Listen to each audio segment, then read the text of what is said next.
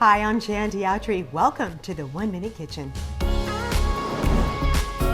Beautiful and bubbly, this squash au gratin is a veggie lover's dream. Here's what you'll need. 2 zucchini and 2 summer squash. Slice them both in pinwheels. An onion and some garlic that you'll slice and mince. Then heavy cream, ricotta, Parmesan cheese, and smoked Gouda or your favorite sharp cheese. Add some butter to a skillet and saute the onions and garlic until golden brown. Then add heavy cream, ricotta, and Parmesan cheese simmering until bubbly. Next, add the zucchini and the squash to the skillet and give it a stir. Crisp chopped bacon gives this dish a great flavor, and so does a shredded smoked Gouda.